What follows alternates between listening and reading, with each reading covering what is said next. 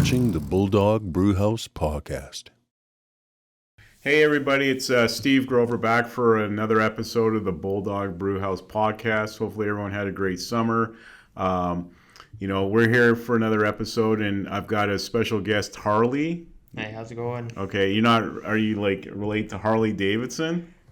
Surprisingly not. I get that asked probably on a daily basis when people ask me my name, but unfortunately not. Okay, but it is spelled Harley, right? Just like the motorbike, just unrelated to the motorcycles. Okay, and how did you get the first name Harley? Parents, actually. Both parents are big Harley riders. Both Softail Deluxes. My dad's on a Road Glide now. Yeah. But my sister's name's Bailey, so we're boozing bikes actually. So you got Harley for the summertime, and then Bailey's Irish Cream for the wintertime, absolutely, right? Yeah. Okay, that's pretty cool.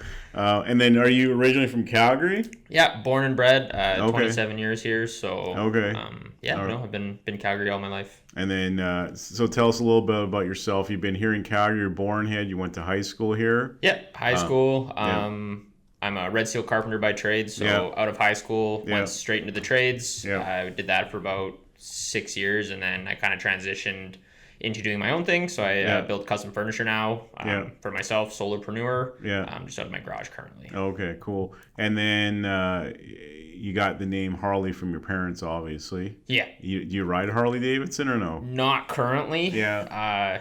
I don't think I'd be able to ride anything but a Harley, because it would kind of be weird being Harley on a Suzuki, or you gotta be on a Harley Davidson. But currently, I'm not. Okay. Do you have a Class 6 or a motorcycle license? Not currently. Like I've ridden some dirt bikes every once in a while, but I don't currently have it. Okay, cool. So I know I'm very familiar with your services. Yeah. I mean, you're a carpenter, red seal by trade. Yep. Okay.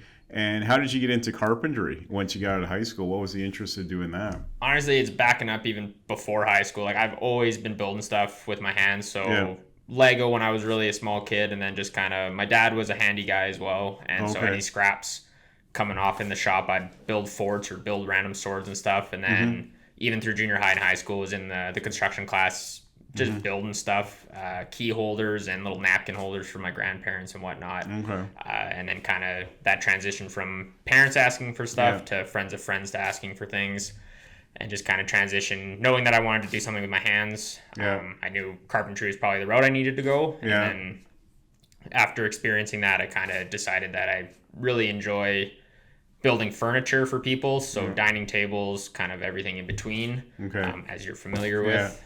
But And what's the name of your company? Stone Mountain Projects, right there on the hat. Okay. Do you want? Yeah, we can show that to the camera directly. Right so there. Everyone's he's got this cool looking hat on today. Absolutely. And how did you come up with the name Stone Mountain Projects? I kind of just was ballparking a bunch, or kind of just going through a bunch of names, iterations of different names, and kind of Stone Mountain Projects seemed to have like a good catch to it. Okay. And then the mountain logo is actually a mountain that I climbed. And so I kind of just incorporated, if you get real close on the logo, the S, M, and the P are incorporated into the actual logo. Okay. So it's just kind of a little Easter egg there in the logo. Okay, cool. And so what's the mountain you climbed?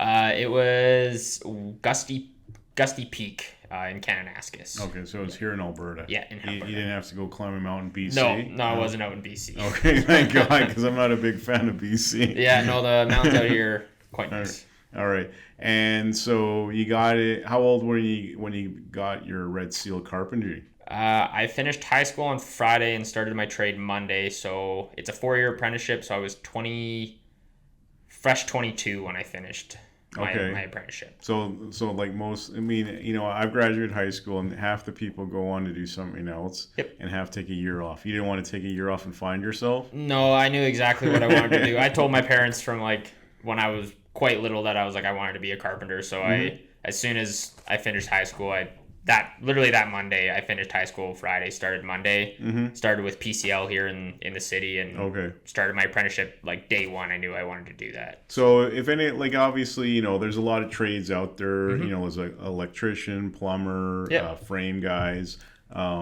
And if someone's interested in getting, carpentry is a really good job to get into.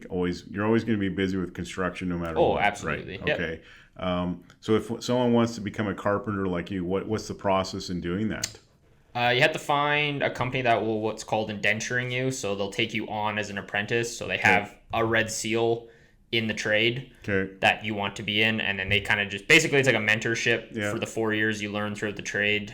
So you go to work for 10 months, and then 2 months out of the year you go to school. There's many different polytechnics and trade schools throughout Canada. I went to SAIT here in the city, and you just get with a company. You can move around to different companies if it's not a fit for you to get kind of a feel for your trade, because usually especially in carpentry, there's a wide variety you can go into, as well as like mechanics or plumbing. There's different kind of facets of each trade that you can go into. But just need to find a company that will indenture you, and then start working with them. Get your blue book, which is just for your hours, and they kind of have to go through certain stuff so you meet certain criteria, and then you kind of pick up whatever you don't learn at school, and then after basically 4 terms of that, so 10 months, 2 months, 10 months, 2 months, and so on, you come out and you write your trade qualification exam, which basically just means you are a carpenter. And then in Canada, there's what's called the Red Seal. So that's across Canada, you're recognized as that trade. So I can work anywhere in Canada and be recognized as a carpenter. And then from there, you can kind of really work anywhere. Like Red Seal carpenters throughout the world are very sought after just because of the training that we do go through. So I could go to New Zealand, I can go to Europe, I can go to the States for sure. You can hang out in Dubai and I could go to the Wall, I guess. That they're trying to build out there. But that's kind of the route you can go. So is it sort of like a regulated, like obviously I'm a lawyer, and we're regulated by the Law Society of Alberta. But say I want to go tomorrow and say, I'm fed up with law. I don't want to deal with this, court system. And like say Tuesday after a long weekend, I become a carpenter. Can I just hold myself out as a carpenter, or is it regulations that I can't do that? Carpentry is one of those weird trades that you can technically call yourself a carpenter. It's what's called a non-designated trade. So you don't actually have to have the credentials to go and like build a home, for example. As long as you follow the code book, you can. But say I was an electrician, or a plumber or a gas fitter or something, I can't just go and become a gas fitter and just start slinging pipe in your home and running the gas. You have to have some kind of regulatory body, which is like the Red Seal, your blue book, goes through your province, and then they kind of make sure that you are following those guidelines, and then the companies that you work with have to have a Red Seal on staff for certain trades. Red Seal carpenters are sought after just because they do know a lot, but I have worked with tons of carpenters before that they're 40, 50 years into the trade that don't have the Red Seal, but they know a ton. All right. So say Tuesday, if I want to become a carpenter, I'll just call up a home building company and say, hey, I'm Steve, carpenter. Can you hire me? Pretty much. I go to job site and they'll realize within half an hour I don't know what the hell I'm doing, right? Pretty much. They'll kick me in the ass. And they'll get you out of there pretty quick, but you can really do that. It's if you follow the code and you can understand the code book. Anybody can go and build a house. But the training that we do receive and the mentorship from other carpenters that you get is a lot more valuable instead of like trying to go build a house, because you do have to meet certain requirements. So the house doesn't fall down. Exactly. Because there is... Or it doesn't blow up and cause fires or anything like that. Absolutely, So why is it... Okay, so if you're... Like, I know I've used your services and you've done excellent work for both my company and personally, and I can highly recommend Harley.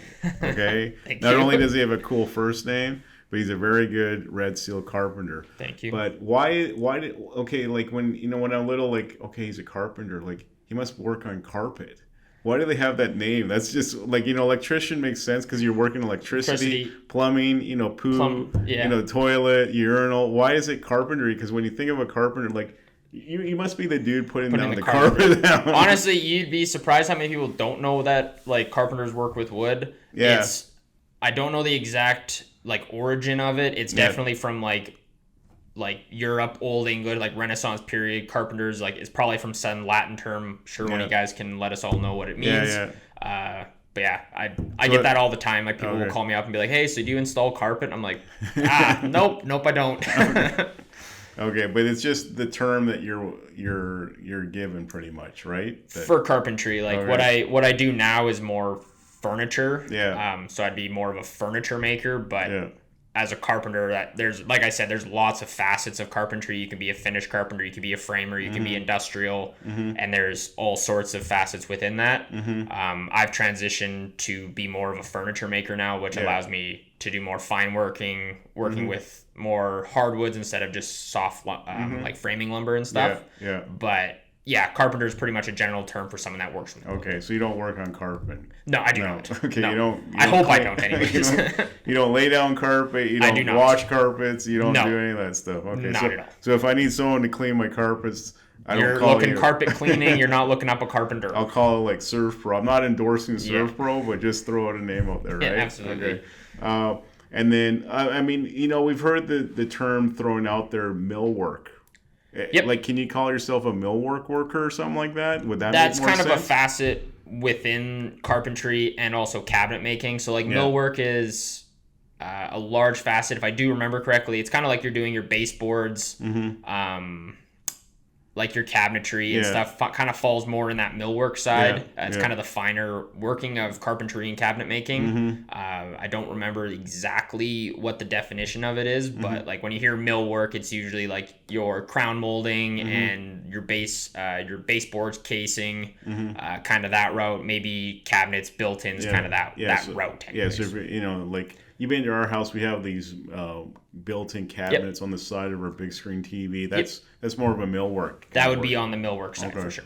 But you can call yourself a carpenter if you want to? Yeah, carpenter is more of like a general term. Like, I don't think there's a lot of people calling themselves mill workers. Yeah. But they do, like, carpenters do mill work. Okay. Yeah. All right. Or cabinet makers also do mill work. Well, I know some guys, like, I'm not a carpenter, I'm a mill work. Okay, it sounds fancier. When I go to the bar and I try to pick up chicks, she says, what do you do? I do mill work. Oh, you must make a lot of money, right? Carpenter. There's mill work, but there's also what's called a millwright. Yeah. And that's completely completely different trade actually. But yeah. So what does a millwright do? Millwrights are kind of like a jack of all trades. They're again, there's a lot of facets to them, but they do fix a lot of things. So like in big companies or industrial areas, like if you have a lot of machinery and stuff that continually needs to be fixed, or you kind of have a millwright and they figure out how to fix your machine. So if they need to make parts or order parts and fix it, then they're the ones who are building those parts, milling those parts, installing that kind of stuff. Yeah. And then if you're hired by a home builder, like I won't mention any names in town, there's some big ones here in Calgary. What would the carpenter do with building the house? What's their job exactly? If they're hired from like a home builder in town. Yeah, if they're on payroll with a home builder, what would a carpenter do when they're setting up a new house? So they're basically will be from foundation up. So you'll have like the concrete formwork guys come in and they'll pour your foundation, and then you come in basically with the hole in the ground with the basement walls up, and then you cap that with OSB or plywood, wherever you got, and then you're basically going from there up. So you do first floor, second floor, roof, sheet the roof, and depending on the scope of your project, you'll probably install some windows, some doors, and you might do like the house wrap and whatnot, and then that's kind of where you leave it, and then you're on to the next house, and then they have their siders, roofers, electricians, plumbers come in. So you framing wouldn't be part of a carpenter's job, or would they? That's exactly what carpenters do. Yeah, they're framers at that point, so they're doing like they're framing the house, they're framing the roof, putting the roof sheathing on, getting it ready for shingles and everything in between that. Okay. But they're not installing like the siding or. Some of them do, but typically if you're with a home builder, they have other trades to do that. Okay, all right. And how's Canada rank as carpenters? Do we have good carpenters in the world compared to the rest of the world? Yeah, we have, as far as I know, we have some of the best ones. Other than us, Europe has a very highly regulated and like a very great system for their carpenters. Like they're very sought after because of the schooling that they get and the work that they do. They are very... what would I say? They take their job with pride. They love what they do. Yeah. Sometimes you can everyone's probably dealt with them. We have a variety of different people that really love their job. Yeah. It's just a job and they're just doing it to get paid. Yeah. Every company has a, that's everyone like that wants to excel or just give me my paycheck and go home and stuff like that. But we do have quite a few, like I've worked with a lot of different carpenters throughout my career that have taught me a lot of different things. Red Seal or not, they're very experienced, and yeah, like we have some very good ones that are sought after from other countries like New Zealand, Australia, Europe as well, that because we do have that teaching process and have gone to school, we do have a good base level of knowledge that we can take that kind of anywhere. Now, is there a certain country in Europe that's very good naturally at doing, like, having good carpenters, like Ukraine? I've heard Ukraine have good cabinet makers there. I don't know, or Eastern Europe. Is there any country in particular? I can't say like particulars. I have worked with some German carpenters, and they're fantastic. They definitely know what they're talking about. Well, I'm half German, so I know they're pretty anal and OCD. Right? Yeah, they can be. With the ones that I've worked with, they were very meticulous. Like they are working over in Europe. They're obviously using the metric system, so they're down to the millimeter or half millimeter as like. Here it's you can get away with a little bit more than that, but they take their job with pride and they're like, no, this is how it's gonna do, and we're gonna get it done to this specification. And then after they're done, they go to the beer hall and get drunk. No, maybe I don't know. I can't speak to that. All right, okay. And then so you got right out of high school, and at 22 you got your Red Seal. Yep. Congratulations at such a young age. I mean, like even my generation, a lot of people fart around and I don't know what I'm going to do. And you got right into it right away. Hey, you're just a determined young man back then? Yeah, like I've always been kind of an entrepreneur. Like I was always building stuff, like even in high school, junior high, like always building some gifts, or if someone needed something built, I was always trying to help build it. But like through high school, I definitely knew that's where I wanted to go. Okay. And so I came out of high school and knew what I wanted to do. So I was typically, when I went to school, I was the youngest in there by probably 4 or 5 years. Oh, really? Typically, the average that I saw in there that were, when I was in year one, most of the people were 25, 26 starting their apprenticeship, and I was like 19 at the time starting it. So I had a jump start on all of them, but I also knew exactly what I wanted to do. Yeah, you weren't going to screw around and go to Europe and find yourself in some hostel in Czech Republic and realize you're going to get killed or something like that. No, like I liked where I was, and I just knew I wanted to kind of get into it and get working. Cool. And then you've been at it for a while, and then when did you go on your own? Right away? I was always doing like a side work, so I was always working full time, and then evenings and weekends I'd be at my like friend's house if their parents need something built, or I was building decks and fences in the summer, just kind of expanding my knowledge base, always just trying to make some extra money. Okay. And then I was doing that all the way through high school and through my apprenticeship, and I think it was mid-pandemic actually. I was framing, and then I was like, you know what, I want to go on my own. And so August 2020, mid-pandemic, I was like, I'm done. And I just went on my own.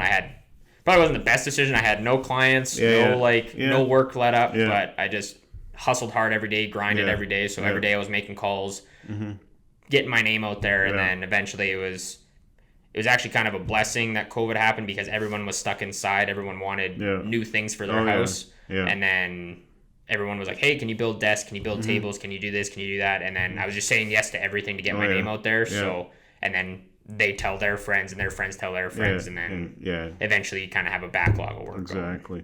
And then when you came out of school, did you work for big companies as a carpenter or little guys? I worked with PCL, which is a big construction company, doing mostly like commercial stuff. I worked on a lot of cool projects, high rises, bridges. I worked out in Banff for a while, and then it was nice because with a bigger company, they actually paid for my schooling as long as I passed. They paid for my schooling, so I didn't have any student debt or anything coming out of that. And then they actually kind of pay you going to school. So and then with the programs, they have scholarships and bursaries that you can apply for, and not a lot of people actually know about it. And SAIT, where I went, they really get you to apply for them because no one applies for them. So I actually there's money out there. People are trying to give you money, and you can just apply and you'll get it. You can sometimes get I was making decent money every year. Like I came out of school and I actually had made money while I was in it. So So you worked for PCL for a while? For a while. Probably. How long that last? I think 5 or 6 years, because I went through my whole apprenticeship with them, and then a couple years out of it. Yeah. And then I was like, I kind of want to expand my horizons. So one of my buddies that I play softball with was a framer, and he did new home builds throughout the city. So I started working with him. Okay. And then I did that for pretty much exactly a year, and then went on my own. Okay. And then what was the decision? Why did you want to go on your own? Just because you're entrepreneur by spirit? Yeah, like I've always been kind of that businessman, like always looking for ways to make an extra buck here or there. You're always you're like a little hustler in high school, hey? Pretty much. Like if I could sell something to somebody, if I could build something for somebody, I was well, if there. we were in high school, you're probably trying to sell me some cigarettes at lunch. Not break. that far, but if I could build you a table, or if I could build your mom a table for Mother's Day, I'd be right there trying to sell right it. there. Okay. Yeah. You wouldn't be stealing your dad's cigarettes. No, not that far. Okay. And then how did you get, like, you see so many people out there, and, like, you've known me for about 3 years now. And yep. You've been in my house, you've been in the business, yep. you see my family. You can probably tell I'm an entrepreneur by spirit. Oh, for too. sure. Yep. I'm a lawyer, but yep. I wouldn't work for anyone else but myself, and I just like the dynamic of being my own boss, because there's no bureaucracy to go through stuff. Yep. If I want to hire you for the office, I don't have to go through a whole chain of people, committee, and yep. say, well, he's got a cool name, Harley, but maybe he's a biker, so we don't want to hire him. And that's what I really enjoyed about starting my own business. Is like, you're only accountable to yourself. So like, if you don't put in the hours, you're not going to get paid. Like, you can't just sit around all day and just expect a paycheck to come in. You got to get out there. You got to get your clients. Yeah. You got to put out work that people want. Mm-hmm. And that's what I love about it. And like, you get to make decisions for your business that no one else gets to tell you what to do. But how did that come to you? Because I can tell you from my family, it came from my parents. Mm-hmm. And both my parents, my dad was a doctor, my mom was a nurse. You probably heard. And they always pushed me and my sisters, don't work for anybody, work for someone else. And that, everyone wants to be the entrepreneur. They all want the independence. They want to be like Mr. Wonderful, from what's that? Yeah, Kevin O'Leary. Yeah, Kevin O'Leary. I'm at 200 million, but they don't understand the work that goes into it. Yeah, they only see what that he's put out. He didn't see all the years of grinding. Grinding and having no money and putting everything into a business and working. And any money you do get goes right back into the business to help it. And I really enjoy it. Like, I enjoy the thrill of. But where did you get that entrepreneurial spirit from? Was that from your parents? Was it from a friends, or just on your own? Kind of from my mom was definitely an entrepreneur. Like, she did a lot when we were growing up. Like, she'd sold Tupperware, she sold trading cards, she did like. Well, she wasn't selling cigarettes. No. But she was a great saleswoman, and she definitely was out there grinding, and like, she was a great at her job, and so. I definitely got that a little bit from her, but also just seeing it from other people and experiencing working for someone. I'm like, I don't really like this. Like, I don't like you telling me what to do. Was there a certain time in your lifetime? Like, I know I'll give it to you. You went to school very young, because even myself, I didn't I farted around for a couple of years before I went to law school. I was just trying to delay law school for a while, and that's another story.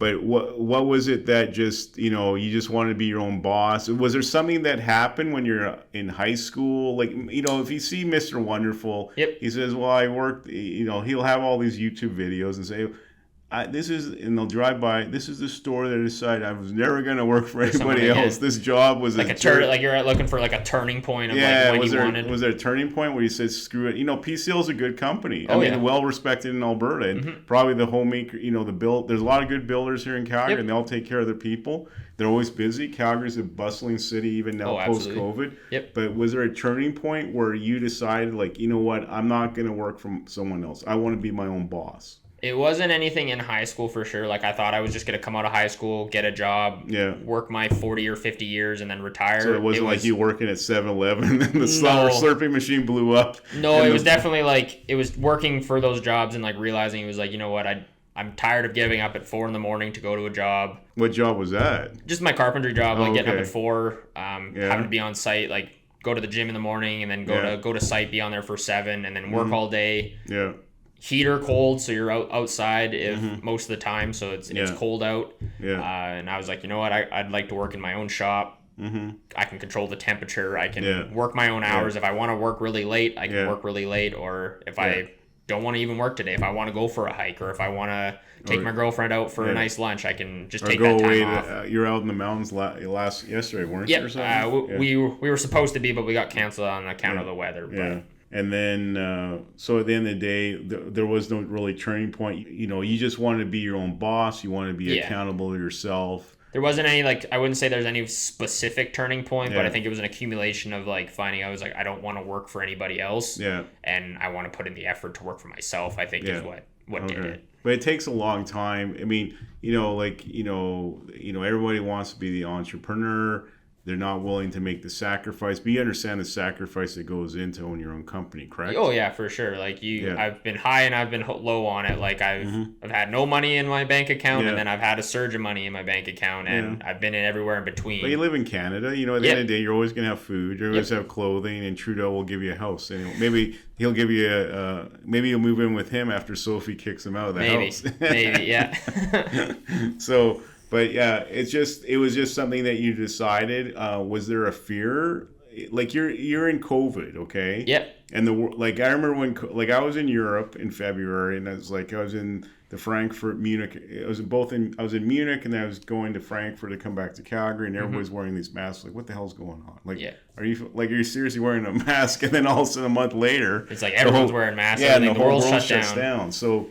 You decide to make that initiative during COVID, which is probably not, typically probably wouldn't be seen as the best time. But it actually turned out to be the best time because for me, building furniture, you need people to buy the furniture, and because everyone was stuck at home and they're working from home, remote working became a huge thing. Everyone wanted new desks. Everybody wanted new dining tables. So COVID was a blessing in disguise to you. For me, it was. Yeah, it really propelled my business because they didn't have access to IKEA or the large furniture chains to get their furniture because nothing was getting shipped. Yeah, the logistics was all screwed up. Yeah, right. And everyone was turning towards local, hyper local. People were looking for everything in their own city.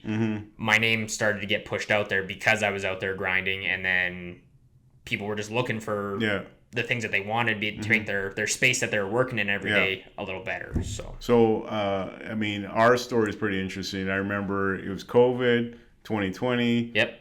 You know where I live, and I was driving through the neighborhood, and I saw this little sign. Yep. And I said, and then the funny thing about it is everyone says, okay, we're gonna have to work from home. We're gonna work from home. Okay. So then, I bought furniture from a company here in town. I won't disclose because I'm not going to advertise for free, okay? I don't get bought up by anybody. I don't know if you figure that out. I do my own thing. But, they came over, and I had that space I wanted to put a desk in, remember? And the damn doors wouldn't close. And then all of a sudden I saw your sign. I remember it was I think it was 5 o'clock in the afternoon. It was sort of somewhere the weather today, cloudy. Yep. I saw your sign, so I called you. And then, you remember you showed up. And I told you exactly what I wanted. We took a picture of these nice U-shaped desks we have in the office. Yep. And you made me a custom desk that fits perfectly. That I have those French doors and they can close and it fits perfectly, right? Yeah, absolutely. How long did that project take you to do for me? I think it took about 2 weeks. Yeah. I had started working with a new finishing company to do my staining and stuff because we did a custom stain match to kind of match the rest of your basement. Yeah, yeah. And then... Well, you know me, I'm pretty particular. I don't know if you figured that out when we first met. A little bit. Yeah, a little bit. And I remember he showed up with a mask. Yeah. And I didn't know what your face looks like for 2 years. 2 years until it was lifted. Yeah. No. And that was this guy that you remember Bane, from Bane from Batman. Yeah, I thought you were like Bane. You have this mask that big mask on. Yeah, I remember that. So I didn't see your face for 2.5 years. Oh, he's got a face. Wow, he's got a mouth. Yeah. Even my dog's he's a real human being. Yeah. You met Winston and Ruzy. Oh yeah, Bulldogs. definitely. Yep. Yeah. But you fit that, you made a good desk. You matched the color I wanted, the handles, everything. I mean, it fit perfectly, no problems. Yeah, absolutely. You made that keyboard tray. Yeah, we thought that was going to fit, remember, for a minute or so. And then we figured it out. Yep. And your dad showed up, which was great to help you set it up. Yeah, absolutely. But I was very happy with your project. But obviously, I wouldn't have met you if it was COVID, and I ended up working from home. I don't know, because in our office, I built my office years ago, having that every secretary has their own office. So we figured out even with the regulations, if you wear a mask, just come to the office, close the door, and work. Yeah. So actually, I have my gaming computer on the desk you built, and it's down in my little man cave. You've seen all those pictures. I have indeed. Yeah. But, COVID was a blessing in disguise for you. It propelled your business, eh? Yeah, I think it was because everyone was looking hyper-local, and most people were working from home in some capacity. So people working at, like, their kitchen tables, and it wasn't ergonomic for them, or they didn't have enough desk space, or working on a plastic wobbly table. People were wanting high-quality stuff because they couldn't travel. They couldn't spend the money that they typically would on vacations and experiences. So they were like, let's make our homes beautiful. So... not just even me, like I know a lot of the makers in our community, carpenters, like they were busier than they had ever been during COVID because everyone was at home spending money. So has that propelled, has that accelerated your career? Definitely, because with the way I went about it, like I was going hyper local, I was focusing on building very high quality furniture and letting my work speak for myself. And so you've experienced it, and telling friends and showing people allowed the customers that I wanted to come to me. And so I started taking on larger and larger projects. Instead of just doing cutting boards and little serving trays, I started to build dining tables and game tables and bigger projects that really propelled my business forward and started to create more of a name for myself, that people were just calling me up or emailing me. Not friends of friends of friends anymore. It was people from the States or people from... Oh, so you got clients in the U.S. too? I sell all across North America. Canada and the States are like my main staples. What's the busiest state you got a lot of clients in the U.S.? Right now, it's actually Texas and Texas California. Texas I went to law school in Texas. As you know, there's always money in Texas. They don't know what to do with their money in Texas. And they're spending it on my stuff, and I couldn't be happier. And they're buying like $10 million ranches in Montana, and I go down there looking for a house. It's like, well, $1 million for a house in Kalispell? Forget about that. Let's buy in Banff. Absolutely. So you got a lot of American. How did you get your name down in Texas and California? That I still don't know. It wasn't me. I didn't say it. I didn't say it. Didn't say anything about it. I really don't know how my name got out. I started building like game tables and dining tables and stuff, and I just started posting them, and I just started getting inquiries about certain things, like high-end home decor and high-end tables, and people were like, hey, like, do you ship to the States? Like, I can't find anyone local, and I really like your style. Can you ship down here? And I'm like, I say yes, and I figured it out later, and then started building stuff, sent it down there, and people started reviewing it, leaving good Google reviews and stuff, and then kind of just exploded from there. So would you go down there and set it up, or would you just ship it down there? Everything that I shipped was super easy, was disassemblable, was able to be disassembled, and then it was really, really simple for them to just set it up. It was shipped in a huge crate, custom crate that I would build, and then if they had any issues with it, which I think like 1 out of the 10 people that I've shipped some big tables, they would have a question, they just call me up. Okay, and you're cool to deal with it. Oh yeah, it was. I have your money in my bank account. Don't call me back. See you later. Not that. It goes past the final paycheck. If they needed help, I'd definitely help them. All right. And then as a carpenter, why did you decide to focus on furniture? Just out of curiosity. I just started enjoying building things for myself, for like my own home and for my family. I just enjoy building like heirloom pieces of furniture that will last longer than 10 months. Like there'll be something that you can hand down to your... So my desk you built me, it's been 3 years, right? 3 years now, yeah. Is that something I can leave to my kids? Definitely. It'll be around for 50, 60 years? Hopefully, if it's taken care of, absolutely. Okay. I've taken care of it. You've been in my house. It's for sure. No scratches. Nothing. Looks pristine. Looks the day I installed it. Yeah. So it was just an interest of you doing furniture, eh? Yeah, I just enjoyed building and having things that I built in my own home. And then with I've transitioned my business into building high-end game tables and dining tables. What are you talking game tables? I've done some poker tables, okay. And then basically they're more for board games. Okay, like chess and checkers and Dungeons and Dragons. And stuff, like large board games, like you want to play Monopoly, like especially if you play it on a table like this and you rolled your dice and they go flying off the side. Yeah. My tables, they have basically a sunken surface we call the vault. Okay. And it has a felt surface in there, and so you can roll your dice, you can play your board games, you can have all your chips and stuff in there. Without it all flying over, and then I make toppers that go over top of it that convert it into a dining table. So I do those and high-end dining tables that allow you to really show off the uniqueness of your own home because there's a wide variety of different types of wood that you can use. And then with tables, it's a good place for people to make memories at. So those are the times where you're having conversations with your parents and you're having a big fight at dinner time. Absolutely, you're having fights. It's the highs and lows of life. Dogs stealing the food off the table. Yeah, absolutely. But you're having those highs and lows of your life at those tables, like around Thanksgiving, Christmas, stuff like that. Making memories around them for sure. So what would a vault table go, like a gaming? How much would that cost for you to build something for? I offer a few different styles. If I was going super super basic, I think my basic tables start about $4,000. Okay. And I've sold them all the way up to 12 or 13, depending on really whatever you want in them. They have LEDs in them, custom bases, different attachments for different things. But they'll last. It's not like IKEA furniture. You go buy that absolutely stuff. Not. Like that falls apart in 6 months. No, they're built solid hardwoods. Everything. There's only like a little bit of plywood on it just for the base of it, but everything's solid hardwood. Okay. And then you built that desk for me. You've done some shelving. I like my sports memorabilia. I've got a lot of little mini helmets. I think I've built 5 or 6 of those helmets for you now. Yeah. Where my wife keeps on asking, where did that shelf come from? Why is Harley coming up again? Just ask for forgiveness instead of permission. Yeah. And I think you use walnut for those projects for my house. Your stuff was all maple. But walnut is a nice dark brown wood. That's pretty much my number one seller for tables. What's the best wood out there to build furniture out of? Like solid that'll last forever.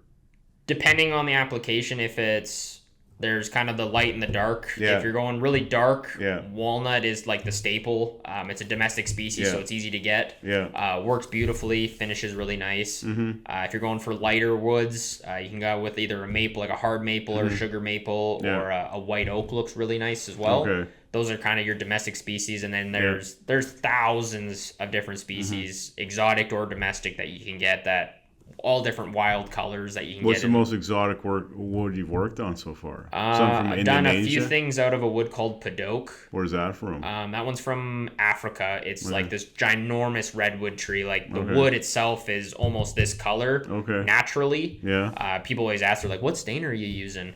Just a natural color. It's just natural. So why didn't you could build me something like that? You could, but it would be $20,000-$30,000. Well, I don't know. I could always write it off. If you want a beautiful Padoke table, I will build it for you. Okay.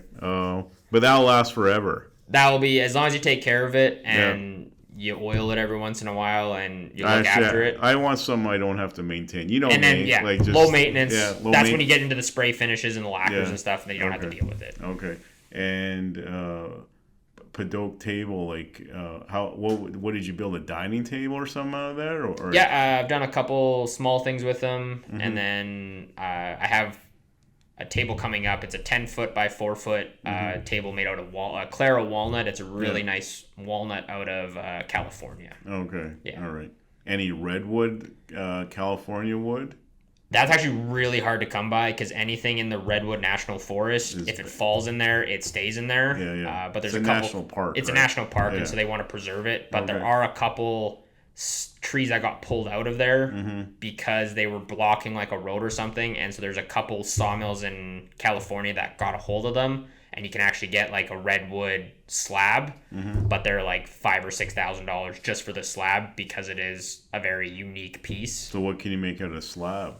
A slab, you can do like tables with them. They're basically like you cut the tree down and then cut it in half, and that's your tree. Because we got a project for you. You know, we want you to build the podcast desk. table. Yep. Yeah. Yep. Can you make it out of redwood? I could. It'd be a real expensive table, but it would look great. What would you recommend otherwise? Anything exotic from Indonesia or India or anything like that? Not a lot of exotics coming from there. A lot of it comes from like Brazil, like South America or Africa. You could go with Padok. It's a beautiful red color.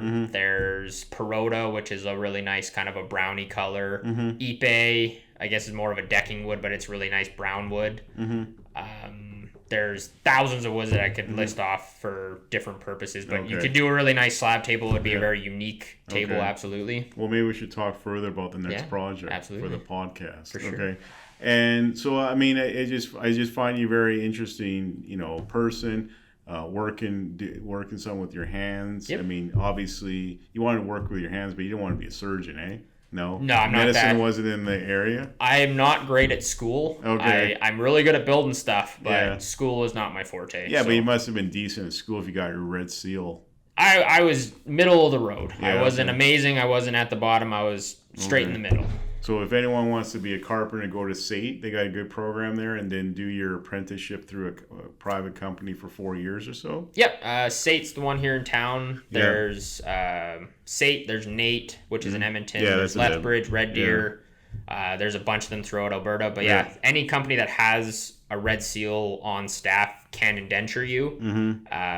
Larger companies, you get maybe a few more perks with it that they might pay for your schooling. You get EI when you go through the schooling program as well.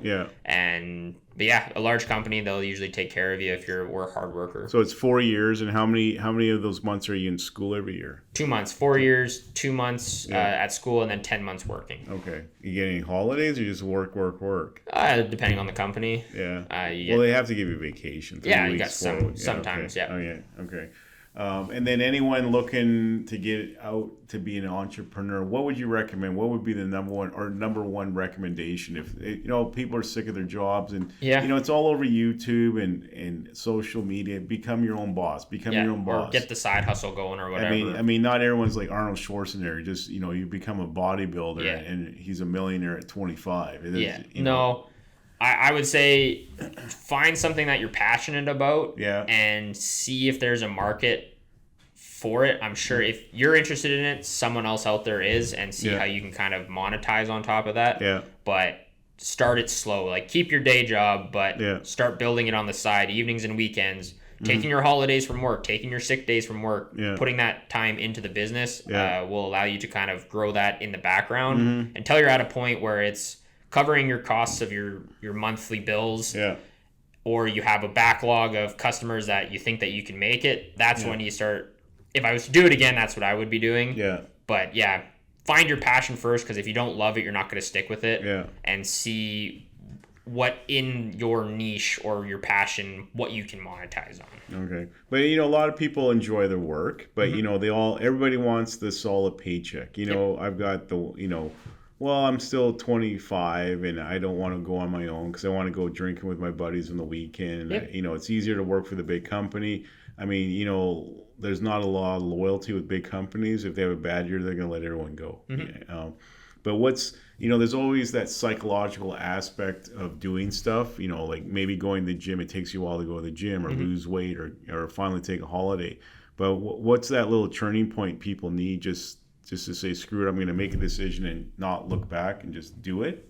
I think what you said is like knowing that typically, depending on the company, if it's broad stroking it, but you are you're a number in the system. Like you said, if the company has a bad year, or they're like, we need to skim some people off here, they'd have no problem being like, sorry, thank you for serving 36 years with us, but you're done.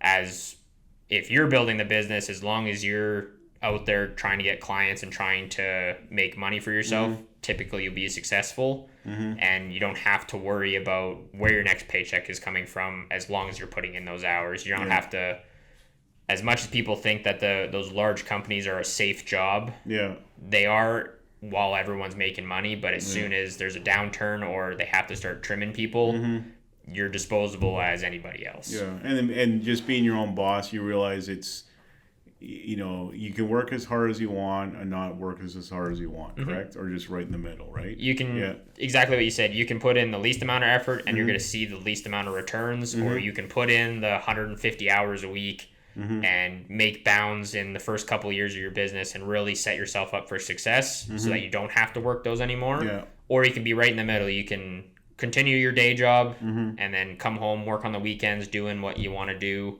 on the side. And then eventually you'll get to the point where you can take it full time if that's what you want to do. Yeah. But yeah, I think that's important to kind of figure out that you are just another cog in the machine. And when you figure that out, knowing that like you're your own boss and you're dependable only to you is a big mind shift change that you have to kind of get over. And it all has the bad and the good. Like, if you don't work, you don't get money, right? Yep. And if you work as hard, you can make as much money as you want. Yeah, the ceiling's kind of wherever you want to put it. Like exactly. Yeah, it's up to you. But it's always scary to go on your own, right? Oh, that first initial step is absolutely scary because like you're used to working full time, having a steady paycheck come in every 2 weeks, and then all of a sudden you're like, I can sleep in until noon every day if I want, and then you realize it's like, well, if I do that, I'm not going to get paid, and if I don't get paid, I can't continue this. So then you kind of kick yourself into gear pretty quick. But it's been 20 years since I've been on my own, and I remember when I was like, okay, I'm going to go on my own and leave the firm. It's like, how am I going to afford like that plastic garbage basket right there? I was freaking out. It's all those small things you don't think about. You're like, oh, I know how to do this. This little thing, I was like, how am I going to buy these? And now it's like, photocopiers, TVs, advertising. It's like whatever, just we have to anything do it. To get the job done. Yeah. So, but sometimes you just has to say, screw it, I'm going to do it, and not look back because you just got to make a decision. As my theory as an entrepreneur, if you're going to make a decision, just do it and don't look back. And you have like that first step is going to be the hardest one, is like because you're walking away from safety to the unknown. Yeah. But once you kind of take that step and realize it's like, oh, I can do this, or I've proven to myself that I can do this X task or this X service, and people want it, then you're golden. Because as long as you're working and you're pursuing it, you'll be fine. But a lot of people talk, and I want to be an entrepreneur. Like everyone's like, they talk big, but they don't have the actions to follow. Yeah, or I can just say I'm an entrepreneur and just like tell people like I'm an entrepreneur. It sounds really technical and really high flung. So, but what do I do? Nothing really. I met a lot of guys like that overseas.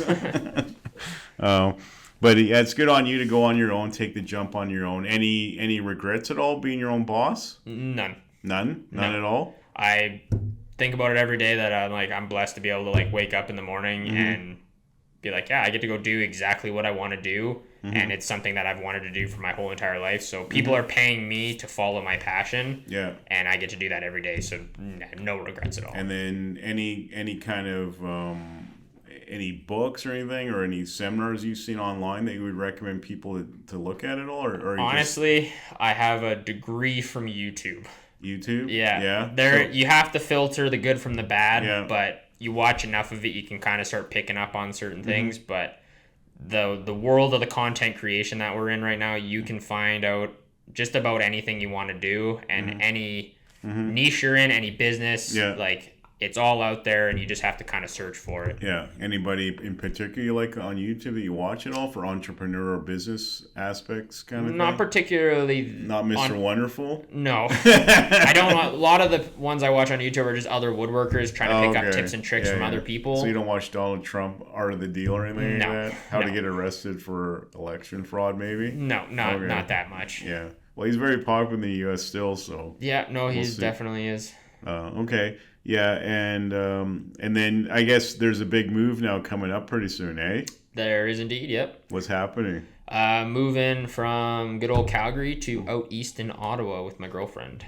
Okay, and a big jump for you? Big jump for me, living here for 27 years. Yeah. She's from out there, so we're moving back. She has a bunch of family out there. So they have more sales tax out there? More sales tax, yeah. I've been told that. The booze is more expensive, the food's more expensive? Absolutely, but my lumber and all my stuff is actually cheaper out there. So. Oh, okay. And there's 15 million people out there. And there's 15 million, so there's a little bit bigger of a sale or a sales funnel I can have out there. So you could make a real niche market, especially in Ottawa. Good I mean, I've been out to Ottawa twice in the last 2 years. I mean, it's a really changing city. Yep. Over 1 million people, very entrepreneurial, very government city. But you can tell there's some good money there. And especially Ottawa being so close, like Toronto and all of the GTA is very close by. Yeah, and Montreal if you want to. If you want to go onto the Quebec side, and so you're in kind of a hub there that you have access to all these points within a reasonable driving distance. Yeah. And so like you have a large population that if you can start getting your name out, showing people that you do good work, there is lots of people that have money out there. Yeah. Oh, yeah. And they're willing to pay for high quality furniture. Yeah. So. Okay. Any scare about moving out there, or just you're gonna just do it and move on? Like entrepreneurship, just going out there. I'm excited to be out there, and it'll be a new challenge, but it's going to be a lot of fun, I think. You gonna miss the Rockies out here in Calgary? I'll be back quite a lot. Yeah. I've lived here for 27 years, and it's kind of like people out in East. If they look at a lake, it's like you've seen one lake, you've seen them all. I look at the Rockies the same way. I've seen the Rockies. I don't know. I was in Montana in Kalispell a month ago, and those Whitefish Mountains that don't look like the Rockies at all. It's true. It's true. Like I've been in them my whole life. Like I'm a big hiker and whatnot. So like I've explored a lot of the outdoors there. So they'll always have its place in my heart for them. Yeah. But going out east, like lake country and whatnot, is a whole new experience for me. Yeah, I guess you can build yourself a wooden boat, hey? Boat, like a really nice Noah's Ark one day. Yeah, hey? basically. All right. And then obviously, if anyone I still need your services. You're applicable to my firm and myself for building stuff. Oh, absolutely. And anyone else in Calgary, Alberta wants your services, reach out. All across Canada. What's your website? It's Stone Mountain Projects with an S .com. So. .com. Is that the best way to reach you? Just Google you? Just Google me. I'll usually come up. I'm on Instagram as well under Stone Mountain Projects. Pretty much all social media is under that. But my website has a contact form if you want to get in touch with me. And as an entrepreneur running your own business, have you found social media as a good access to get clients for you, like website and Instagram and all that stuff? Absolutely. I think it's a good way to find kind of your clientele and show people what you can do. Instead of like one person having to find your website, they might find you through social media, and that's just another funnel to bring people in and kind of showcase your work, which has been really helpful for me trying to get my work out there. And any thought of doing your own YouTube videos, doing carpentry classes and stuff like that? Yeah, woodworking classes, or not classes, but I am in the process of doing some videos of certain builds that I've been doing on like my high-end tables and whatnot, just to show people the work that does go into them. So when someone's like, why is your tables $12,000? You can show the work and the effort and everything kind of behind the scenes. So they don't think that you bought in China and just put it together here and sell it for $12,000 and you bought it for $500. And so at the end of the day, I really appreciate you showing up, Harley. I wish you all the best in Ottawa. Thank you. Hopefully you don't become a Senators fan and a Rough Riders fan. I don't think it's happening. But. Okay, but definitely. Just that entrepreneurial spirit. Everybody wants to be their boss. Everybody wants to go out on their own, but sometimes there's just that block. I don't want to make the sacrifice, or there's always a steady paycheck coming in. Yep. But you just got to tell people, just jump in the lake and just start swimming, eh? You have to put that first foot forward, and it's a mountain to climb, but you got to take at least one step to start it. So. Yeah.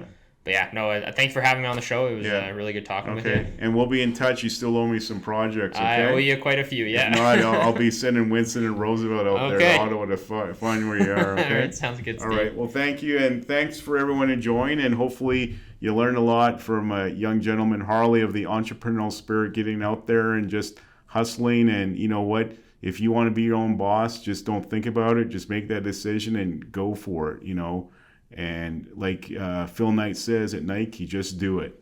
All right. So till next time, have a great evening, and we'll see you again on the Bulldog Brewhouse podcast. Take care.